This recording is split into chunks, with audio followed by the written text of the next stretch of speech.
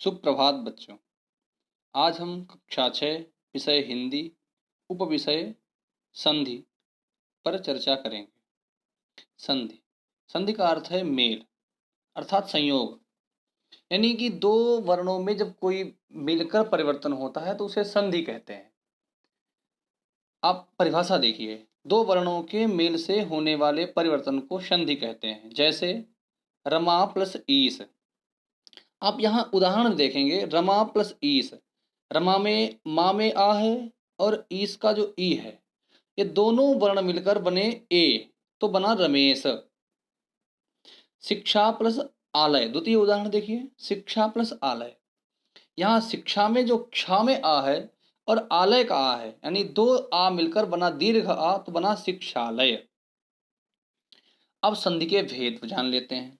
संधि के तीन भेद होते हैं। संधि तीन प्रकार की होती है: स्वर संधि, व्यंजन संधि और विसर्ग संधि। स्वर संधि दो स्वर वर्णों के मेल से होने वाले परिवर्तन को संधि कहते हैं। देखिए, संधि और स्वर संधि में बहुत छोटा सा अंतर है। संधि क्या है? संधि दो वर्णों का मेल है। तो स्वर संधि क्या है? दो स्वर वर्णों का मेल है। केवल इतना ही अंतर है स्वर संधि और संधि में। तो दो स्वर वर्णों के मेल से होने वाले परिवर्तन को स्वर संधि कहते हैं। जैसे भानु प्लस उदय। आप यहाँ देखो, भानु में भी नु में ऊ है, वो स्वर है, और उदय का जो ऊ है वह भी स्वर है। तो दोनों स्वर मिलकर एक दीर्घ स्वर बना भानुदय। यदि प्लस अपि, द्वितीय उदाहरण देखिए। यदि दी में जो ई है वह भी स्वर है और अपि में जो आ है वह भी स्वर है, तो ई के स्थान पर हुआ य, तो बना यद्यपि। स्वर संधि के भेद। स्वर संधि के मुख्यतः 8 भेद होते हैं। 8 प्रकार की स्वर संधि होती है, लेकिन हम हिंदी में केवल 5 प्रकार के ही भेद पढ़ते हैं। लेकिन आज हम पहले 8 भेदों को जानेंगे, उनके नाम, फिर पढ़ेंगे 5 भेदों को। दीर्घ संधि, गुण संधि, वृद्धि संधि, यण संधि, अयादि संधि, पूर्व रूप संधि, पररूप संधि और प्रकृति भाव। इनमें से प्रथम 5 संधियां मुख्य हैं। प्रथम 5 संधियां हैं कौन सी? वो प्रथम 5 संधियां हैं दीर्घ संधि, गुण संधि, वृद्धि संधि, यण संधि, अयादि संधि। ये 5 स्वर संधियां हैं जो मुख्य हैं। ये तो हो गए स्वर संधि। तो व्यंजन संधि। व्यंजन संधि के बारे में हम अगली कक्षा में पढ़ेंगे, फिर भी कुछ नाम हम यहाँ उनका स्मरण कर लेते हैं। जैसे जस्तु संधि, इष्चुत्व संधि, इष्टुत्व संधि, चत्व संधि, लत्व संधि इत्यादि। ये सब व्यंजन संधि के भेद हैं। अब प्रथम स्वर संधि जो है वह है दीर्घ संधि। तो सबसे पहले हम दीर्घ संधि के बारे में पढ़ेंगे। यदि ह्रस्व या दीर्घ आ, ई, उ, री के बाद में समान स्वर आए तो दोनों मिलकर दीर्घ स्वर हो जाते हैं। अब हमें 2 शब्दों पर विशेष ध्यान देना है। एक तो ह्रस्व, दूसरा दीर्घ। ह्रस्व का अर्थ क्या होता है? ह्रस्व का अर्थ होता है छोटा। दीर्घ का अर्थ क्या होता है? बड़ा। यानी चाहे छोटा हो और चाहे बड़ा हो, बस हमें ध्यान क्या रखना है कि समान स्वर हो। यानी आ के बाद में आ हो, ई के बाद में ई हो, ऊ के बाद में ऊ हो, री के बाद में री हो। तो क्या होगा? दोनों मिलकर दीर्घ स्वर हो जाते हैं। यदि आ के बाद में आ होगा तो दीर्घ आ हो जाएगा, ई के बाद में ई होगी तो दीर्घ ई हो जाएगी, ऊ के बाद में ऊ होगा तो दीर्घ ऊ हो जाएगा, री के बाद में री होगी तो दीर्घ री हो जाएगी। उदाहरण से समझिए। हिम प्लस आलय। हिम में क्या है? माँ में आ है, ह्रस्व आ है। आलय में दीर्घ आ है। अब ह्रस्व आ और दीर्घ आ मिलकर दोनों बने दीर्घ आ, तो बना हिमालय। दूसरा उदाहरण देखिए, नदीस, नदी प्लस ईस। नदी में दी में जो ई है वह दीर्घ है और ईस में भी ई है वह दीर्घ है, तो दोनों दीर्घ ई मिलकर भी दीर्घ ई ही बनी, तो बना नदीस। भानु प्लस उदय, तृतीय उदाहरण देखिए, भानु प्लस उदय। और भानु में जो ऊ है वह क्या है, कैसा है, दीर्घ, और उदय का जो ऊ है वह कैसा है, ह्रस्व। तो दीर्घ ऊ और ह्रस्व ऊ मिलकर भी बने दीर्घ ऊ ही, तो बना भानुदय। ऐसे अन्यत्र उदाहरण बहुत से हैं, पुस्तकालय, विद्यालय, ऐसे बहुत से उदाहरण हैं जो आपको दीर्घ संधियों के मिलेंगे। आप जब पुस्तकें पढ़ते हो, हम सामान्यतया घर में बातचीत करते हैं, भोजनालय, वाचनालय, तो हमें बहुत से दीर्घ संधि के उदाहरण प्राप्त होते हैं। अब हम द्वितीय संधि पढ़ेंगे। द्वितीय संधि कौन सी है, कौन सी संधियां बताई थी हमने 5 आपको, दीर्घ संधि, गुण संधि, वृद्धि संधि, यण संधि और अयादि संधि। तो द्वितीय संधि कौन सी है, गुण संधि। गुण संधि में क्या है, यदि आ या आ के बाद ई आए तो ए हो जाता है, ऊ आए तो ओ हो जाता है, तथा री आए तो अर हो जाता है। अब हमें क्या ध्यान रखना है, सबसे पहले हमें एक चीज ध्यान रखनी है कि सब पहले शब्द का अंतिम अक्षर जो है वह आ होना चाहिए, चाहे छोटा आ हो या बड़ा आ हो, यानी ह्रस्व आ हो या दीर्घ आ हो। पहले शब्द का अंतिम अक्षर हमेशा दी आ ही होना चाहिए, चाहे ह्रस्व हो या दीर्घ हो। उसके बाद में चाहे ह्रस्व ई हो चाहे दीर्घ ई हो, अगर आ के बाद में ई है तो दोनों मिलकर ए हो जाते हैं। और यदि आ के बाद में ऊ है तो दोनों मिलकर ओ हो जाते हैं। उदाहरण देखिए, रमा प्लस ईस। रमा में जो माँ में आ है वह कैसा है, दीर्घ, और ईस में ई है, तो इस रमा का आ और ईस का ई दोनों मिलकर बने ए, बना रमेश। सूर्य उदय, सूर्य में या में जो आ है कैसा आ है, ह्रस्व आ है, और उदय का ऊ, यह भी ऊ ह्रस्व है, तो ये ह्रस्व आ, सूर्य का आ और उदय का ऊ मिलकर बना ओ, तो बना सूर्योदय। तृतीय देखिए, तृतीय उदाहरण, देव प्लस ऋषि। देव में वा में क्या है, अ है, क्या है, अ, छोटा अ, और ऋषि का री, तो दोनों मिलकर क्या बने, अर, क्या बने, अर, तो क्या हुआ, देवर्षि, तो बना देवर्षि। अब अन्यत्र आप गुण संधि के उदाहरण बहुत से देख लीजिए, देवेश, महेश, भवेश, ऐसे बहुत से उदाहरण हैं जो आपको गुण संधि के भी मिलेंगे, आप इनका अभ्यास करते रहिए। तृतीय संधि है वृद्धि संधि। गुण संधि और वृद्धि संधि में लगभग समानता है, कुछ थोड़ा सा अंतर है। तो अब हम वृद्धि संधि पढ़ेंगे। यदि आ या आ के बाद ए आए तो अय हो जाता है, ओ औ आए तो औ हो जाता है। जैसे उदाहरण देख लीजिए, देखिए गुण संधि में क्या था, आ या आ के बाद में ई या ई आने पर ए होता था, ऊ या ऊ आने पर ओ होता था, री आने पर अर होता था। यहां पर क्या है, आ या आ के बाद में ए आए, इनमें से कोई भी एक अक्षर हो बाद में, आ या आ के बाद ए या आए हो तो अय हो जाता है, ओ या औ हो तो औ हो जाता है। उदाहरण देखिए, एक प्लस एव, यहां एक का में आ है और एव का ए है, तो आ और ए मिलकर क्या बना, अय, तो बना एकैव। दूसरा उदाहरण देखिए, मत प्लस ऐक्य।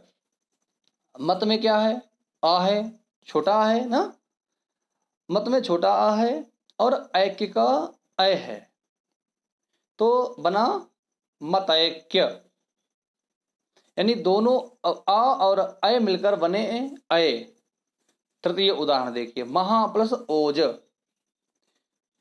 महा में क्या है, दीर्घ आ है, और ओज का ओ है, बाद में क्या है ओ, यानी आ के बाद में है ओ, तो आ और ओ मिलकर बना, क्या बनेगा, आओ, तो बना महोज।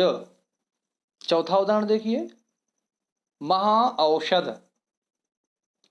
तो महा में हा है, हा में आ है, हा में आ, और बाद में क्या है, आ के बाद में क्या है, औषध का औ, तो आ और औ मिलकर क्या क्या होगा, औ।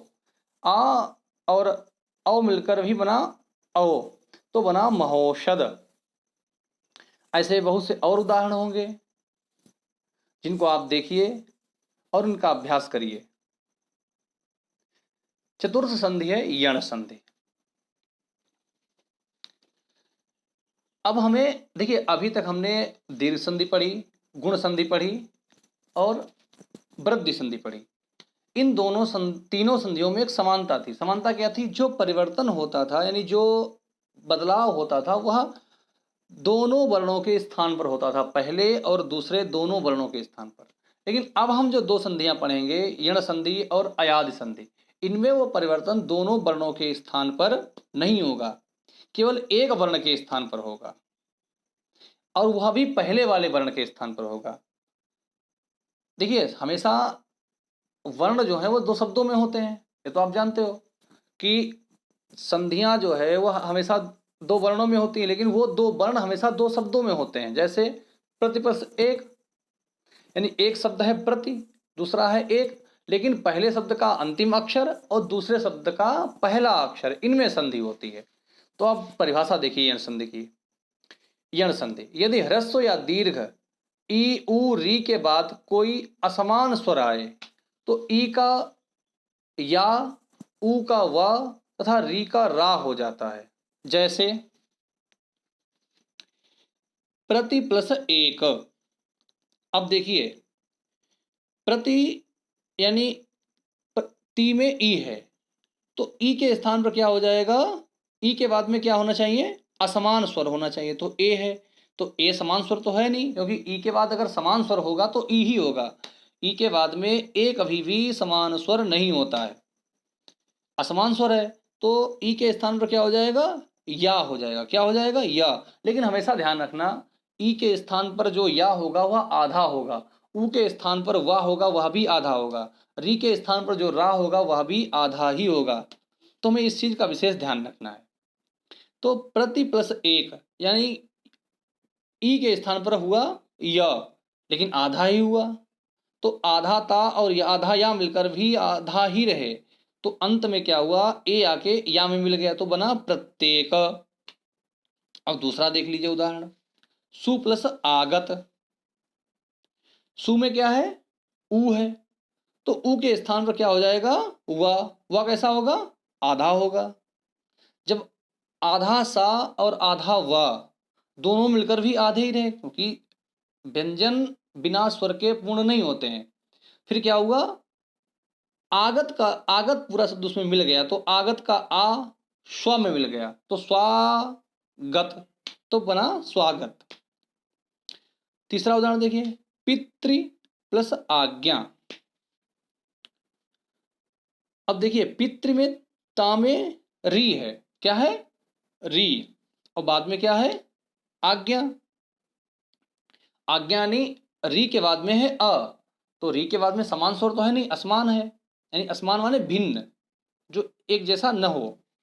तो ता के बाद री के बाद में है, ता के बाद में री है, री के बाद में है अ, तो री के स्थान पर हो गया र, लेकिन रा हुआ आधा, तो आधा ता और आधा रा मिलकर हो जाता है त्र, और आ के त्रा में मिल गया, तो त्रा भी बड़ा हो गया, तो बिना पित्राज्ञा।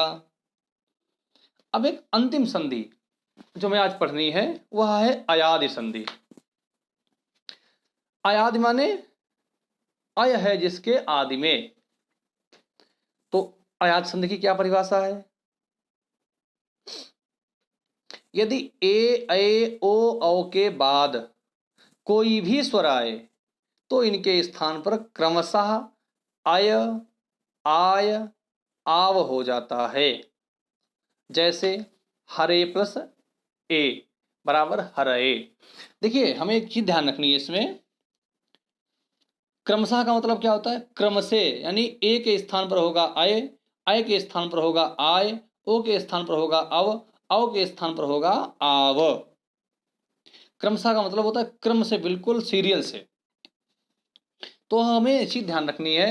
देखिए यानी संधि में क्या था, यह संधि में था कि असमान स्वर हो, लेकिन अयात संधि में ऐसी कोई भी शर्त नहीं है कि उसमें समान हो या असमान हो, नहीं, बस स्वर होना चाहिए, ये चीज ध्यान रखनी है।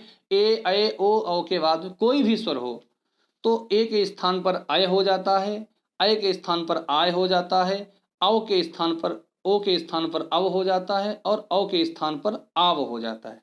उदाहरण देखिए, हरे प्लस ए, हरे में ए है, बाद में क्या है, ए है, तो हरे का जो ए है इसके स्थान पर क्या हो जाएगा, अय हो जाएगा।